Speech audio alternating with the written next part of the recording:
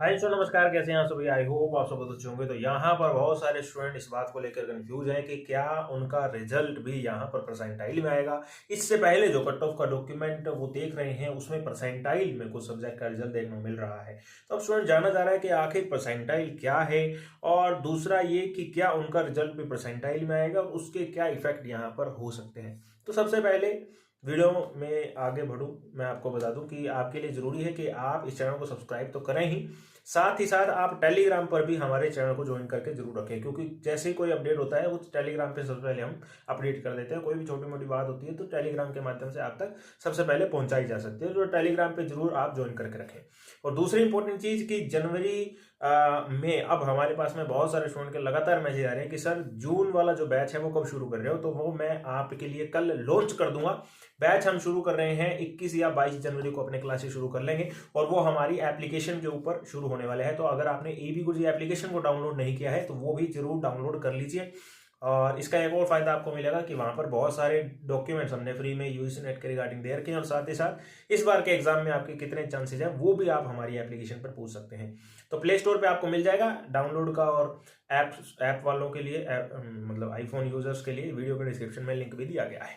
तो चलिए जी, अब आगे की ओर बढ़ते हैं। सबसे पहले आपको बता दूं, परसेंट और परसेंटाइल दोनों अलग अलग चीज हैं। स्टूडेंट इसको जोड़ के ना देखें। परसेंट पूरब है तो परसेंटाइल पश्चिम है, दोनों का दूर दूर तक कोई लेने देना नहीं होता।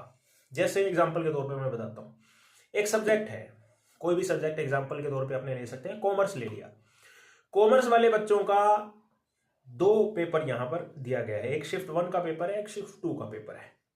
अब शिफ्ट 1 का पेपर इतना आसान आ गया कि 150 क्वेश्चन में से 100 क्वेश्चन सही हो उसके, मतलब मैक्सिमम क्वेश्चन जो सही हो उसके वो 150 में से 100 थे। लेकिन शिफ्ट 2 वाला क्वेश्चन पेपर जो था वो मुश्किल आ गया। उसमें 150 में से सिर्फ और सिर्फ 75 क्वेश्चन ही सही हो पाए, 75 क्वेश्चन ही सही हो पाए। अब जो स्टूडेंट शिफ्ट 1 में देके आया होगा वो सोचता होगा वाह वाह मेरे तो किस्मत अच्छी थी, मैं तो आसान वाले क्वेश्चन पेपर को देके आया, बढ़िया हुआ।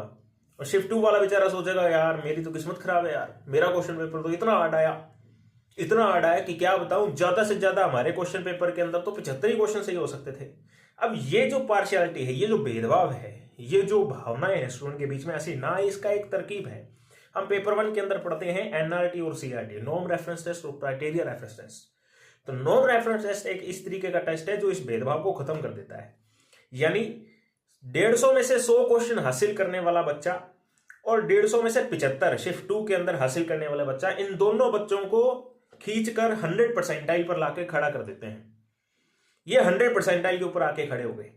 अब इस तरीके से इसकी कैलकुलेशन थोड़ी सी कॉम्प्लेक्स आपके लिए समझ नहीं हो जाएगी, पर वो कैलकुलेशन को मत समझो, लॉजिक को समझो कि आखिर परसेंटाइल में रिजल्ट क्यों दिया जाता है।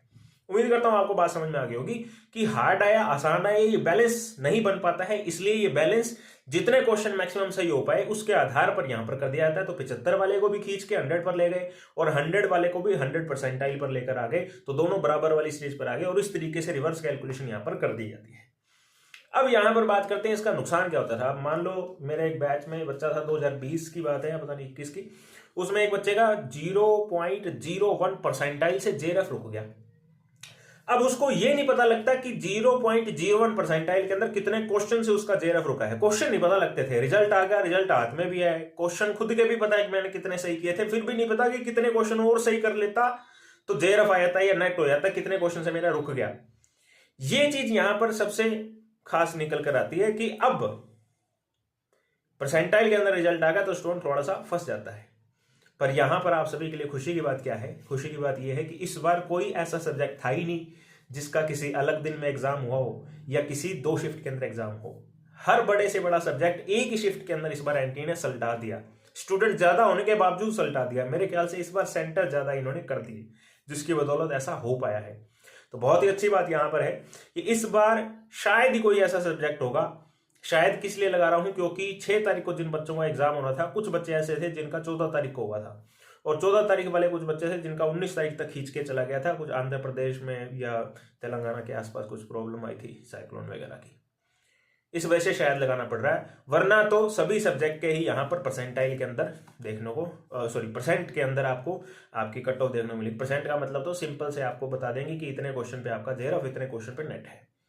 तो ये एक सबसे बड़ी बात आप सभी के लिए है, खुशखबरी एक तरीके से है। तो उम्मीद करता हूँ सारे डाउट्स आपके क्लियर हो गए होंगे।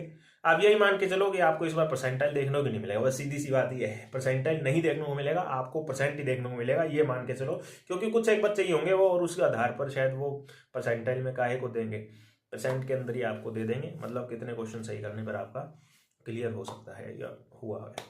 तो उम्मीद करता हूँ सारी बात समझ में आ गई होगी। इसके अलावा कोई सवाल है या सुझाव है तो आप वीडियो के कमेंट बॉक्स में बता सकते हैं। ईवी गुरुजी एप्लीकेशन को डाउनलोड करके रखिएगा, चैनल को सब्सक्राइब करके रखिएगा, टेलीग्राम पे भी चैनल को ज्वाइन कर सकते हैं। इस वीडियो को देखने से बहुत बहुत धन्यवाद। जय हिंद, जय भारत।